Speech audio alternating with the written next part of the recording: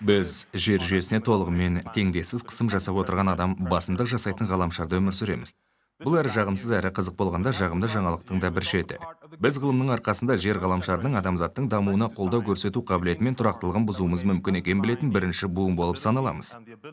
Алдымызда тұрған тәуекелдердің зоры соншалық, істі әдеттегідей жүргізу енді мүмкін еместігінің өзі жақсы жаңалыққа жатады.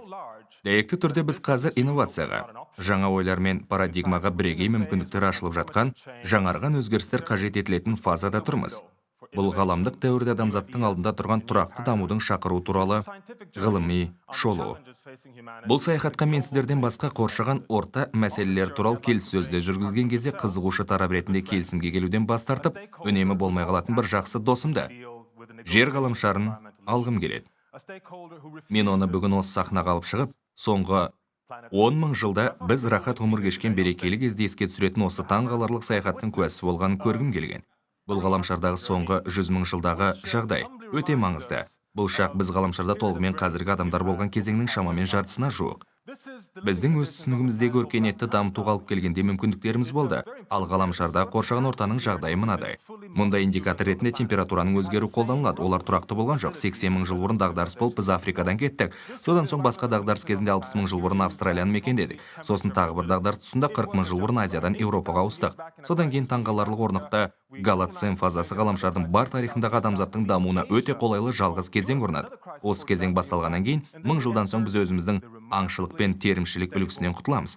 Біздің санымыз 1-2 миллионнан бүгін тіршілік етіп жатқан 7 миллиард адамға дейін өсті. Месопотамия мәдениеті өркендеді. Біз ауыл шаруашылығын ойлап таптық. Өсімдіктер мен жануарларды қолға үйреттік. Одан әрі ежелгі римдіктер, ежелгі гректер және бәріңізге белгілі тарих келеді.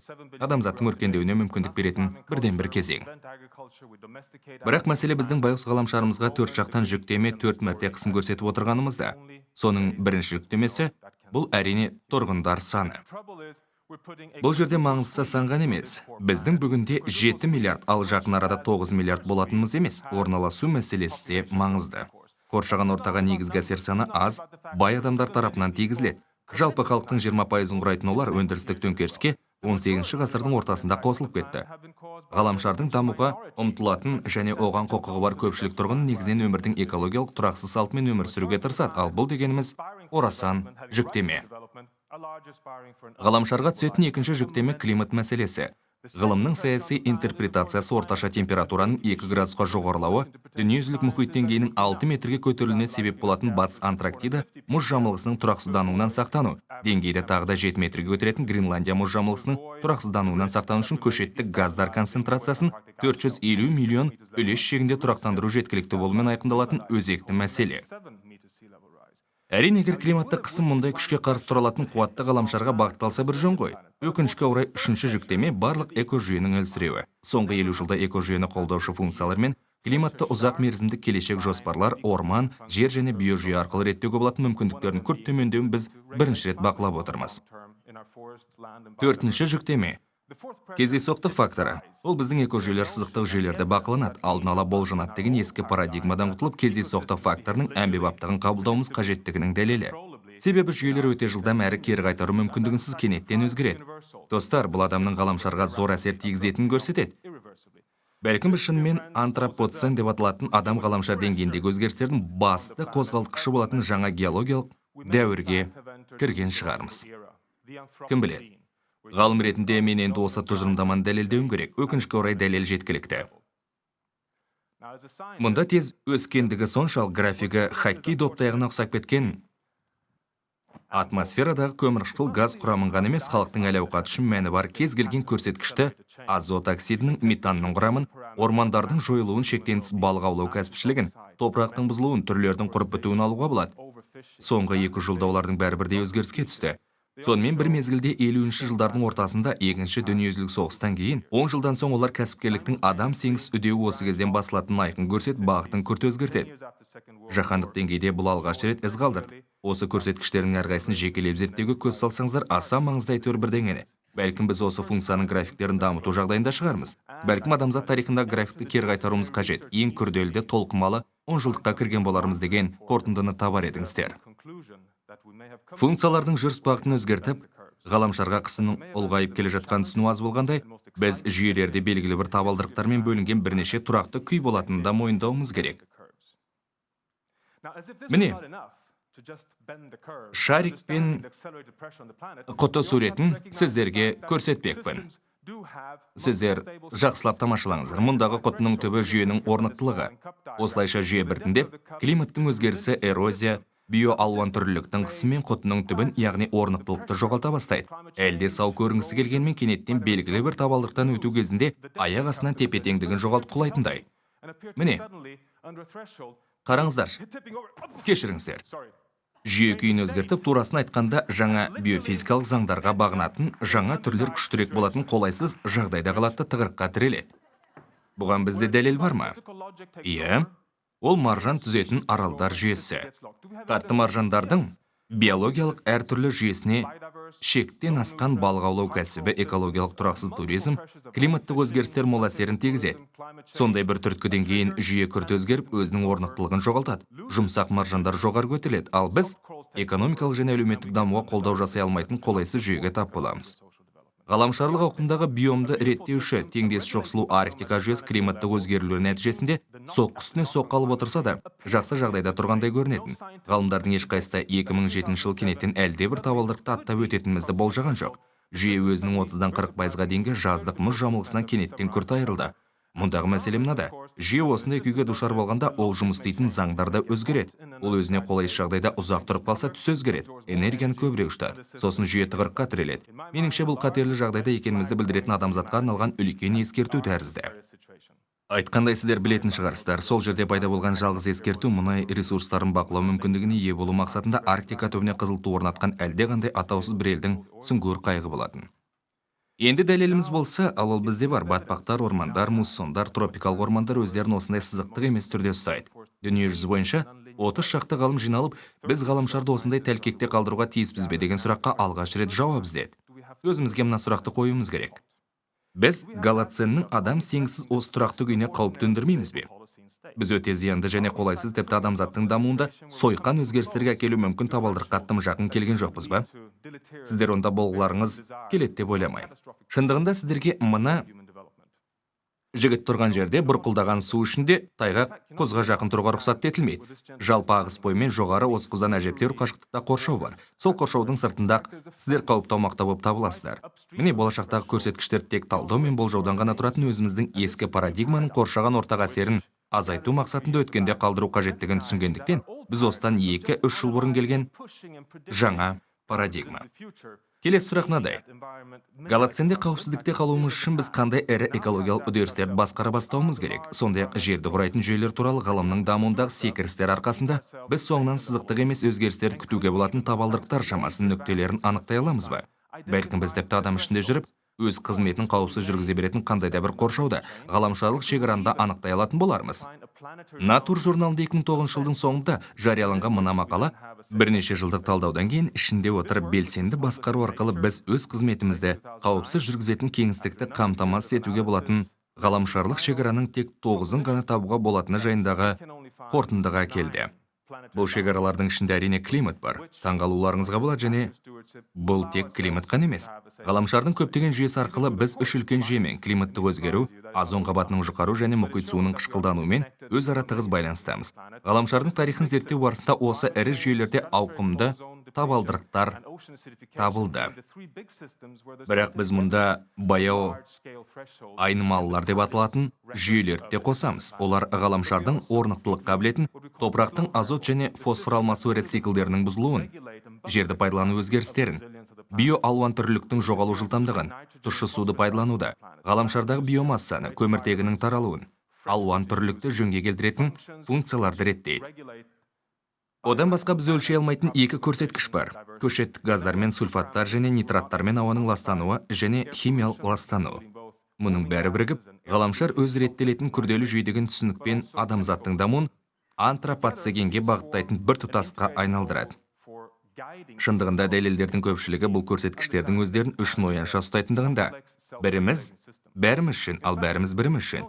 Орманды жоя тұрып сіз құрғақ жердегі ғаламшарлық шекараны аттайсыз. Сөйтіп климаттық жүйенің тұрақты қалыпта тұру қабілетіне нұқсан келтіресіз. Бұл жерде назар аударатын жайт, тұрақты дамудың тұтастай алғанда қандай екенін білгенде, климаттық өзгерістердің қарсылығы барынша жеңіл болуы мүмкін. Бұл ғаламшарлық шекараларда жұмыс істеуге арналған қауіпсіз кеңістік аясындағы үлкен жарылыспен пара бар. Мұнда қара түспен осы талдауда ұсынылғандай санмен өлшенетін шекаралардың аясында қауіпсіз кеңістік белгіленген. Ортадағы сары нүкте бұл біздің жөнелту пунктіміз. Бәріміз қауіпсіз кеңістік аясында сенімді түрде болған өндірістік төңкеріс басталғанға дейінгі кез. 50-ші жылдар біз кеңейе бастадық, ал 60-шы жылдар жасыл төңкеріс уақыты және Габердің азот фиксация үдерісін ашумен, білесіздер ме, адам бүгінде атмосферадан бүкіл биосфера тұтасымен пайдаланатын азоттан да көбін алып отыр. Біз 90-шы жылдардың басына дейін шындығында Риодан кейін климаттық шекараны кесіп өткен жоқпыз. Бүгінде өзіміздің есеп бойынша біз 3 бірдей шекарадан өтіп кеткенбіз. Түрлердің жойылу жылдамдығы бойынша қазір адамзат тарихында құрып өтудің 6-шы кезеңін бастан кешірудеміз. Алдыңғылардың бірі азот пен климат айналымының өзгерісінен болған динозаврлардың жойылуы. Алайда басқа шекараларға құрлық, су, фосфор айналымы мен мұхит арқылы жылдам таянып келе жатқанымызбен, біздің олармен арамызда әлде белгілі бір қашықтық бар. Бірақ ол біздің осы күнге дейін жарық түспейтін тура жолда келе жатқандай жұмыс істейтін, шамадан тыс жүктелген өндірістік машинамыздың шамын жағып, адамзатқа бағдар көрсетуге арналған жаңа парадигманы береді. Келесі сұрақ, осының бәрі қаншалықты қорқынышты? Тұрақты даму дегеніміз утопия ма? Былай дейік, бұған ғылыми дәлелдеме жоқ. Шындығында, біздің бұл өзгерістерді жасай алатынымыз біздің бар жағынан жаңа инновациялық, трансформациялаушы беріліске көшу мүмкіндігімізді көрсететін ғылыми зерттеулер жетіп жатыр.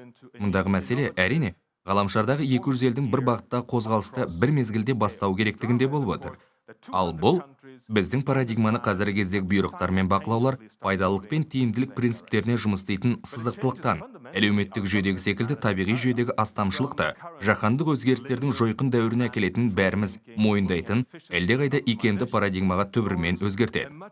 Біз әлеуметтік және табиғат жүйелердің түбегейлі өзгерістерді көтере білу қабілетін, төзімділікті инвестициялап, сонымен бірге қалаулы орнымызда қалуымыз керек. Дағдарыстан инновациялық дамуға жылжу үшін трансформациялану, дағдарыстан кейін қайта өркен жаю және әрине қаш құтыла алмайтын өзгерістерге бейімделу қабілеттерін инвестициялауымыз керек. Бұл жаңа парадигма. Әзірге біз оны басқарудың еш деңгейінде істегеніміз жоқ. Оны істеген біреу бар ма? Бізде жергілікті деңгейде қолданылған қабылдап алуға тұрарлық сәтті үлгілер бар ма? Шынын айтсақ, ондай мысалдар бар. Бұл тізім уақыт санап өсуі мүмкін. Жақсы жаңалықтар бар. Мысалы, 50-60 жылдардағы жер жырту Латын Америкасында ауыл шаруашылығын шын мәнінде тығырыққа тіреді. Егін өнімі үнемі төмендеумен болды. Топырақтың өнім беру қабаты бұзылды. Осыған орай Парагвай, Уругвай, Бразилия және тағы басқа да елдерде тіршілік етуге қажет құралдар қатшылығы мәселесі туындады. Бұл фермерлер мен ғалымдар серіктестік арқасында инновация мен кәсіпкерлікке, топырақты нөлдік өңдеумен жабуды, қарашірікті пайдалануды, қолда бар технологияны бейімдеуді үйлестірудің ауыл шаруашылығы төңкерісіне әкелді. Бұл қазір мысалы кейбір елдерде жабу және нөлдік өңдеу қолданылатын ауыл шаруашылығы аумағының орасан зор ұлғаюына алып келді. Бұл мол өнім беріп қана қоймайды, сондай-ақ мөлшерде көміртегінде жұтады. Жетістікке қатысты келесі оқиға Австралиядағы үлкен кедергі рифі. Туроператорлардың, балықшылардың үлкен кедергі рифіндегі билік орындарының және ғалымдардың түсінігі бойынша қазіргідей қолданыс режимі үлкен кедергі рифінің көзін жояды. Жаһандық өзгерістер, абаттандыру, мәдениет, шектен тыс балық аулау кәсіпшілігі, бейэкологиялық туризм, осының бәрі бұл жүйені дағдарыс жағдайына әкелді. Бірақ осы күнгі төзімділікті күшейтуге, астамшылықты мойындауға және біртұтас жүйеге инвестициялауға бағытталған инновация мен жаңаша ойлау жаңа басқару жүйесіне келіп, құтқару таяқшасы ретінде қызмет көрсетті. Өзім туып өскен Швециядан келтіретін мысалдар басқа. Оның оңтүстігіндегі батпақты алқаптар, басқа да көптеген елдегі сияқты қала аймағындағы су басу мен ластануға бейім жағымсыз көрініс түрінде қарастырылды. Бірақ тағы да сол дағдарыс жаңа серіктестер арқасында адамдар бұл алқаптарды қаланы жоспарлаудың тұрақты дамудағы негізгі компонентіне айналдырды. Яғни, дағдарыстан мүмкіндіктер туындайды. Ал болашақ туралы не деуге болады? Болашақта алдымызда бір зор сұрақ тұр. Бар әлемдегі 9 миллиард адамды қалай тамақтандырамыз? Бізге кем дегенде жаңа жасыл төңкеріс қажет. Сонымен қатар ғаламшарлық шекаралар ауыл шаруашылығын көшеттік газдар көзінен оны пайдаланушыға айналу керек екенін көрсетіп жүр. Бұл бүгінгі күні бар аумақта жүргізілуге тиіс. Ғаламшарлық шекаралар бұзылатындықтан біз бұдан ары кеңейе алмаймыз. Бүгінгі таңда дүниежүзілік өзендердің 25% мұхиттарға жетпей қалып жатқанда, біз суды қазіргідей пайдалануды жалғастыра алмаймыз. Бізге трансформация керек. Айтқандай, менің жұмысымның негізінде және басқалардың, мысалы Африкадағы адамдардың күшімен біз ауыл шаруашылығының ең әлсіздеген жүйелерін, инновацияны және құрғақшылық кезеңнен құтқару үшін қосымша ирригацияны пайдалана отырып, жаңбыр сумен суару, дәретханалардан шыққан қоректік заттар айналымын жабу үшін фермерлердің алқаптарында экологиялық кәріз жүйелерін қолдану, жер өңдеуде инновацияны пайдалану арқылы осы аумақтардан алынатын өнім мөлшерін 3-4 есе жоғарылатуға болатынын дәлелдедік. Экономика бойынша Нобель сыйлығының соңғы лауреаты Эленор Остром бүкіл әлем бойынша жиналған эмпирикалық мәліметтер көмегімен, егер біз сенімді жұмыс істеп тұрған жергілікті серіктестіктерді және түрлі институттар арасындағы салааралық инновацияларды инвестицияласақ, онда жергілікті акторлар жиналып, ірі масштабта барлық адамды қалай тамақтандыруға болатын, шешетін жалпы ресурстарды басқара алатынымызды айқын көрсетті. Бірақ ең икемсіз сала саясатта да инновация болады. Біз қазба отынға тәуелділіктен барынша тезірек құтылып, жақын арада аз көміртегін тұтынатын экономикаға көшу қажеттігін білеміз. Оны қалай істеуге болады? Жұрттың бәрі көміртегі салығы туралы айтуда. Ол жұмыс істемейді. Қалдықтарды бақылау схемалар туралы. Бірақ мысалы, бір саяси шара Қытайдан әкелінетін қайта жаңартылатын ресурстарды пайдалануды қолдау үшін қазірдің өзінде қолданылып отырған электр энергиясы тарифтері. Оның Құрама Штаттарға дейінгі жағасындағы жел қондырғылар қайта жаңартылған энергияны инвестициялаудың кепілді бағасын береді. Сонымен қатар қамтамасыз етілмеген адамдарға электр көмегін беруге болады. Адамдарды кедейліктен құтқарасыздар. Инновацияны қолдай отырып энергетика секторына қатысты климат мәселесін шешесіздер. Бұл ғаламшарлық деңгейде тез арада қолдануға болатын мысалдар. Бұл жерде мүмкіндіктер бар екені күмәнсіз болғандықтан, біз бар ғаламшар бойынша трансформацияланған даму мүмкіндіктеріне өте көп мысал келтіре аламыз. Алайда солардың бәрінде қызылмен көрсетілгендей негізгісі әдеттегі ойлау түрінің өзгеруі, өзімізді түнектей қараңғы болашаққа итермелеген күйден шығуымыз, ал оның орнына өз болашағымызды сұрауымыз мүмкін. Бұл ғаламшарда ойын алаңы қай жерде? Ғаламшардың біз өз қызметімізді қауіпсіз жүргізе алатын шекаралары қандай? Соның аясында біз сәйкесінше инновацияны қолданар едік. Бірақ әрине мәселе мұндай картинаның біртіндеп өзгеруі іс емес екендігін айқын көрсетуінде болып тұр. Сонымен ғылыми дәлелдемелер бар. Олар бізді индустриализация дәуірінен бері қарайғы ірі трансформациялық секіріс күтіп тұрған туралы жедел жағымсыз хабарды жеткізгендей. Шын мәнінде біздің алда 40 жыл ішінде істеуге тиіс нәрсеміз, біз қазіргі күйге аяқ басқан кездегі қарағанда әлдеқайда жақсы әрі көңіл толықтарлықтай.